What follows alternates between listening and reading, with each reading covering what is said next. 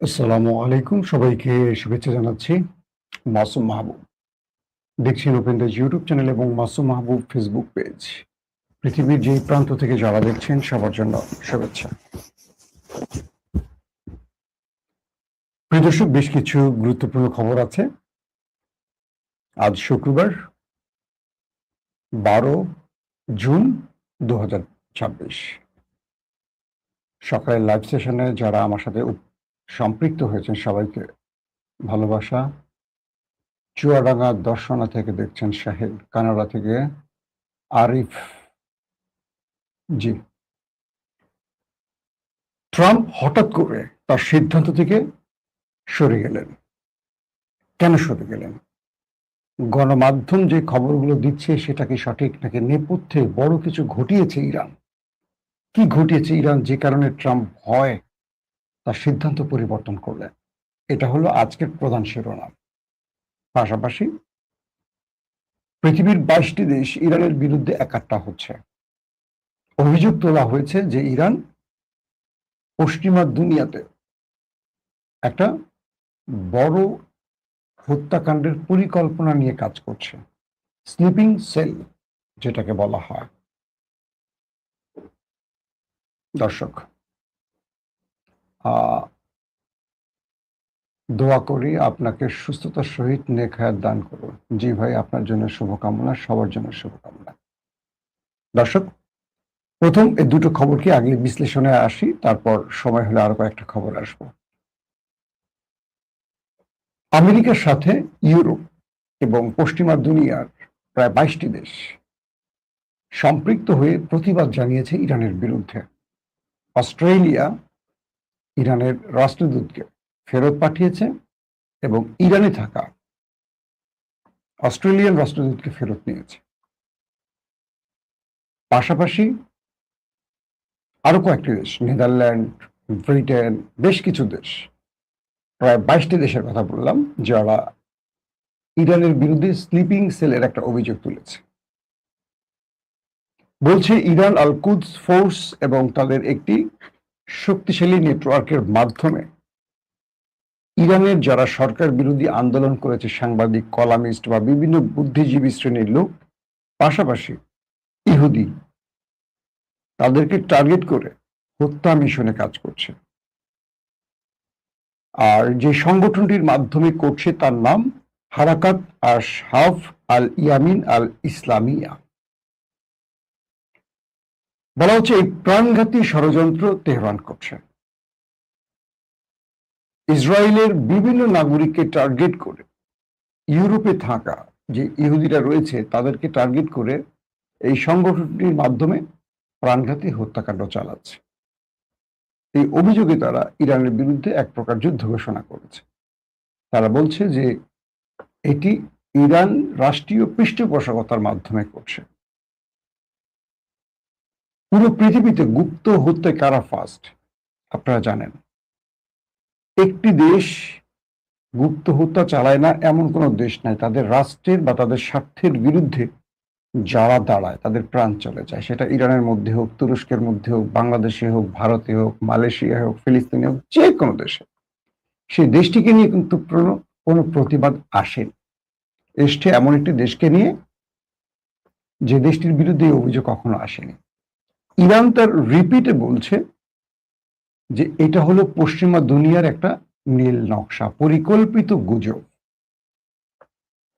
Iran বলছে Iran এমন কোনো কর্মকাণ্ড কোথাও করেনি, কিন্তু ইরানের বিরুদ্ধে পশ্চিমা দুনিয়া, তার গণমাধ্যম, তার কি বলবো মুখোশ পড়া পলিটিশিয়ানরা ইরানকে নতুন ভাবে বিতর্কিত করার জন্য এই অভিযোগগুলো তুলেছে।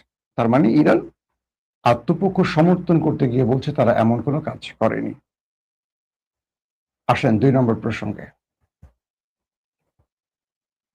2 নম্বর গুরুত্বপূর্ণ খবরটি হলো হঠাৎ করে ডোনাল্ড ট্রাম্প তার সিদ্ধান্ত থেকে পল্টি নিলেন কেন? অর্থাৎ ডোনাল্ড ট্রাম্প 1 ঘন্টা আগে বলেছিলেন ইরানের উপর একটা ম্যাসিভ অ্যাটাক করবেন এবং খার্ক আইল্যান্ড তারা দখলে নেবেন। কিন্তু 1-1.5 ঘন্টা পর তার সিদ্ধান্ত পরিবর্তন হলেন। অর্থাৎ যখন মার্কিন সেনারা ইরানে আক্রমণের একদম দ্বার প্রান্তে, আর কিছু সময় পর অ্যাটাক হতে পারে ইরানে, হঠাৎ করে ডোনাল্ড ট্রাম্প সেন্টকমকে বললেন, সেন্ট্রাল কমান্ডকে বললেন, স্টপ, দাঁড়াও, অ্যাটাক বন্ধ করো। সেন্টকম অবাক, পেন্টাগন অবাক। প্রেসিডেন্ট কি বলছেন? বলেন, থামো, আমাদের সামনে বড় বিপদ, এই অ্যাটাক আটকে দাও, স্টপ করো। পেছনের বর্ণনা কি? আরাবিয়ান আউটলেট, পৃথিবীর বড় বড় গণমাধ্যমের যেগুলো একটু ভেতরের খবর প্রকাশ করে, তারা বলছে এখানে ইরানের একটি তথ্য মার্কিন গোয়েন্দাদের কাছে পৌঁছে গেছে। ইরান আমেরিকার সবচেয়ে বড় বাণিজ্যিক প্রতিষ্ঠানগুলোকে টার্গেট করছে অ্যাটাকের জন্য। যদি ইরান আক্রান্ত হয়, খার্ক আইল্যান্ডে আমেরিকা কোনো আক্রমণ করে, সেক্ষেত্রে ইরান অনেক বড় অ্যাটাক চালাবে পুরো মধ্যপ্রাচ্য জুড়ে। মার্কিন প্রত্যেকটি প্রতিষ্ঠান, আমেরিকান ব্যাংক, ইলন মাস্কের প্রতিষ্ঠান, অ্যামাজন, তাদের মার্কেটিং প্রতিষ্ঠান, তেল রপ্তানি আমদানি কেন্দ্রিক প্রতিষ্ঠান, গ্যাস কেন্দ্রিক প্রতিষ্ঠান, তাদের যতগুলো প্রতিষ্ঠান আছে, আমেরিকার প্রচুর প্রতিষ্ঠান এই মধ্যপ্রাচ্য জুড়ে আছে, জানেন আপনারা। এই প্রত্যেকটা প্রতিষ্ঠানকে টার্গেট করছে ইরান, প্রথম। 2 নম্বর, শুধু মধ্যপ্রাচ্য নয়, মধ্যপ্রাচ্যের বাইরে ইরানের কাছাকাছি যে রাষ্ট্রগুলো আছে, বা ইরানের কাছাকাছি না, ইরানের মিসাইল রেঞ্জের মধ্যে যেগুলো আছে, এগুলো প্রত্যেকটি ইরান টার্গেট করছে। এবং ইরানের ভেতর থেকে মার্কিন গোয়েন্দারা যে তথ্যটি আরো পেয়েছে, সেটা হলো ইরান বলছে যদি আমেরিকা ইরানের তেল ক্ষেত্র ধ্বংস করে, তাহলে মধ্যপ্রাচ্যের কোনো দেশের তেল ক্ষেত্র থাকবে না, পুরো পৃথিবী তেলের সংকটে পড়ে যাবে, সেই ব্যবস্থা ইরান করে ছাড়বে। অর্থাৎ আরব রাষ্ট্রগুলোর মধ্য থেকেই তো মোটামুটি পৃথিবী জুড়ে তেল যায়, এই প্রতিটা তেলের ডিপোগুলোকে জ্বালিয়ে দিবে ইরান। মানে একটা বড় সড়ো পরিকল্পনা করেছে। এই তথ্যটা ইরানের কি বলে, ইরানে থাকা এজেন্সির মাধ্যমে সিএর কাছে পৌঁছে গেছে, সে পেন্টাগনকে জানিয়েছে। নাম্বার 1। নাম্বার 2, যদি ইরানে আক্রমণ হয়, খার্ক আইল্যান্ডের থেকে প্রায় 80% তেল, মানে ইরানের যে 100% তেলের 80% খার্ক আইল্যান্ড থেকে রপ্তানি করা হয়। এখানে অনেকগুলো প্রতিষ্ঠান আছে যারা চীনের, সরাসরি চীনের সাথে কাজ করে। চীন এবং রাশিয়া তারা স্পষ্ট হোয়াইট হাউসকে বার্তা দিয়ে দিয়েছে, যদি ইরান আক্রান্ত হয় বা খার্ক আইল্যান্ডে কোনো অ্যাটাক হয়, চীন প্রকাশ্যে মাঠে নামবে, চীন আর কোনো রাগডাক থাকবে না। রাশিয়া একই অবস্থায় প্রেসিডেন্ট ট্রাম্পকে বার্তা পাঠিয়েছে। অর্থাৎ রাশিয়া চীনের পক্ষ থেকে দুটো বার্তা চলে গেছে, ভ্লাদিমির পুতিন এবং শি জিনপিং এর পক্ষ থেকে চলে গেছে ডোনাল্ড ট্রাম্পের কাছে। তারা বলছে এই অঞ্চলের প্রত্যেকটি জাহাজে হিট করা হবে। এবং আরো তথ্য গেছে আমেরিকার কাছে বা প্রেসিডেন্ট ট্রাম্পের কাছে, গালফ অফ ওমান থেকে শুরু করে উপসাগরীয় অঞ্চল, ভারত সাগর আশপাশে, লোহিত সাগর, যতগুলো সাগর আছে যেখানে মার্কিন কোনো জাহাজ আছে, একটাও রেহাই পাবে না। অর্থাৎ একটা খার্ক আইল্যান্ড কেন্দ্র করে পুরো ইরান, আমেরিকা তার মিসাইলের মধ্যে বা ইরানি মিসাইলের নিয়ন্ত্রণে আছে এমন কোনো কেন্দ্র ছাড়বে না, কারণ এটা ইরানের অস্তিত্ব। একটা দেশ এতগুলো নিষেধাজ্ঞার পরও টিকে আছে, বেঁচে আছে এই তেল এবং গ্যাস বিক্রির মাধ্যমে। সেই তেলের 80% বা 85% এই খার্ক আইল্যান্ডের। এটা হলো ইরানের প্রাণ। এটা আক্রান্ত হলে ইরান পুরো মধ্যপ্রাচ্য জ্বালিয়ে দিবে, সেই প্রস্তুতি নিচ্ছে। কয়েক হাজার মিসাইল একসাথে ইরান লঞ্চ করবে, এমন ঘোষণা ইরানের পক্ষ থেকে আসছে, বা প্রস্তুতির খবর আমেরিকা জেনেছে। ডোনাল্ড ট্রাম্পের গলা শুকিয়ে গেছে। আরে আল্লাহ, এ তো আবার চেয়ে বড় পাগল। পৃথিবী জানে ডোনাল্ড ট্রাম্পই একমাত্র পাগল, এর চেয়ে বড় পাগল দেখে ইরানি জাতি। ওরা মরবে, কিন্তু একা মরবে না, সবাইকে নিয়ে মরবে। সেন্টকমকে বলল, স্টপ, দাঁড়াও, একটু ওয়েট করো।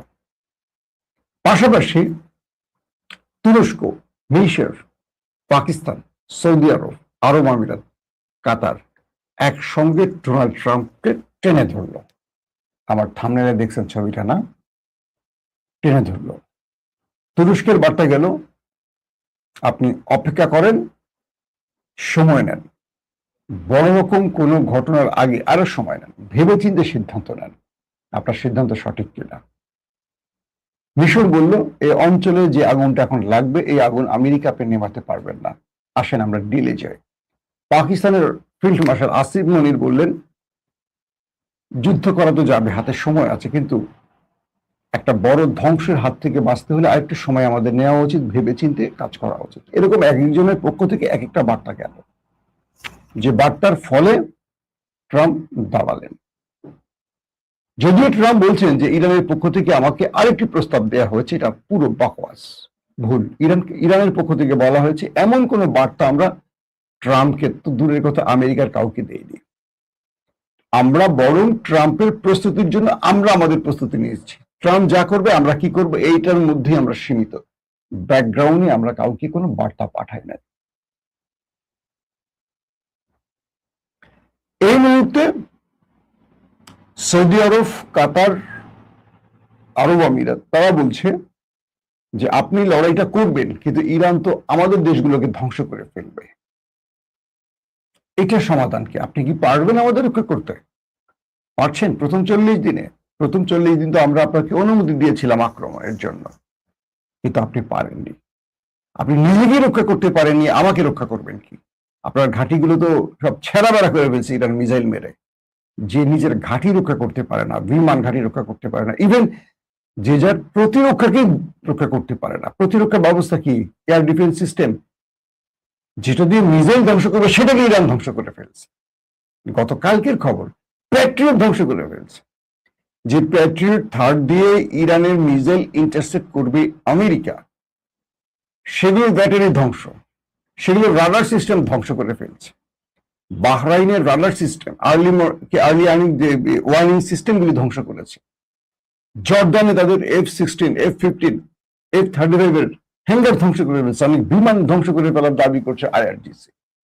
তো এই পরিস্থিতিতে আপনি এই যুদ্ধে আরবকে আর পড়াবেন না, অর্থাৎ পুরো আরব পেছন থেকে ট্রাম্পকে টেনে ধরছে। ট্রাম্প পড়ে গেছেন মহাবিপদে। পাশাপাশি ফিফার পক্ষ থেকে ট্রাম্পকে বলা হয়েছে, সামনে অর্থাৎ আজকালকের মধ্যে শুরু হচ্ছে যে বিশ্বকাপটাকে অনিশ্চিত করে ফেলছে, বা মানুষের টেনশন বাড়ছে, মানুষের মধ্যে এই খেলার উত্তেজনাটা, মানে যেই 4 বছর পর একটা বিশ্বকাপ নিয়ে উত্তেজনা, এটাকে এখন যুদ্ধের উত্তেজনার মধ্যে মিলিয়ে ফেলছেন। আপনি একটু ওয়েট করেন। বহুমুখী চাপের পর ট্রাম্প আটকে গেলেন। যদি খার্ক আইল্যান্ডে আজ রাতে অ্যাটাক হতো, আমরা পৃথিবীর নতুন একটা, মানে কি বলবো, মধ্যপ্রাচ্যের নতুন কোন একটা গল্প শুনতাম। আমেরিকা এমন হুমকিও দিচ্ছে তারা নিউক্লিয়ার অ্যাটাকও করতে পারে। ইরান বলছে করতে চাইলে করো, তার বিকল্প আমার কিছু আছে, আমি সেটা ব্যবহার করব। তোমারটা পৃথিবী জানে, আমারটা পৃথিবী জানে না। তো আমেরিকা আবার টেনশনে পড়ে গেল, তাহলে ইরান আসলে কি নিউক্লিয়ার বানায় ফেলছে? IAEA যে বলছে ইরানের লাস্ট 3-4 মাস তারা ইউরেনিয়াম বা পরমাণু বা পারমাণবিক প্রকল্পের কোনো আপডেট জানে না, যেটা আন্তর্জাতিক সংস্থা IAEA। তাহলে 3-4 মাসের মধ্যে ইরান আবার নিউক্লিয়ার বানায় ফেলছে কিনা? কারণ 60% থেকে 90% উন্নীত হতে সময় লাগে মাত্র 15 থেকে 20 দিন, হয়ে গেছে 4 মাস যুদ্ধের, 100 দিন অতিক্রম করেছে। তো ইরান কি বসে আছে না কিছু করেছে? এই যে বিষয়গুলো ইরানের এখন আমি কি বলে আমেরিকার মধ্যে কাজ করছে। তো সবকিছু মিলে আমেরিকা ইরানের ভেতর থেকে যে তথ্য পেয়েছে, ইরান একটা বড়, মানে আমেরিকা যে অ্যাটাক করবে তার চেয়ে বড় অ্যাটাকের পরিকল্পনা করলে বসে আছে। এই খবরে আমেরিকা থেমে গেছে। যদিও এখন ট্রাম্প বলছেন যে আমাদের সাথে ইরানের একটা ব্যাকগ্রাউন্ড আলোচনা হচ্ছে, চলছে, আলোচনা অগ্রগতি হয়েছে, শীঘ্রই আমরা একটা শান্তি চুক্তির ডেডলাইন ঘোষণা করব। সেখানে পৃথিবীর আরো অনেকগুলো দেশ থাকবে এবং তাদের মধ্যস্থতা হয়েছে। আশা করি ইরান এই আলোচনায় তাদের শুভ বুদ্ধির পরিচয় দেবে। এবং এই শান্তি বৈঠকের মাধ্যমে দু দেশের মধ্যে যে কনফ্লিক্ট সেটা বন্ধ করা সম্ভব হবে।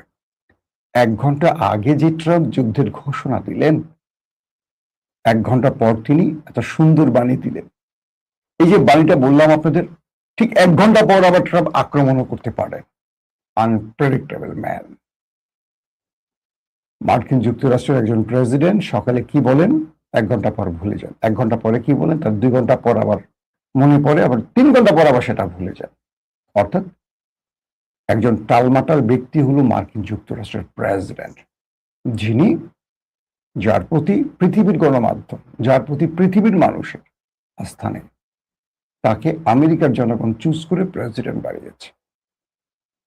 বুঝতে পারছেন নি আপনারা? এককালে দর্শক, সকালের লাইভ সেশনটি থেকে বিদায় নিতে চাই। ইনশাআল্লাহ আজকে তো বন্ধের দিন, চেষ্টা করব আবারও দুপুরের পর লাইভে আসতে, আপডেট খবর জানাবার জন্য। প্রত্যেকে ভালো থাকবেন। আল্লাহ হাফেজ।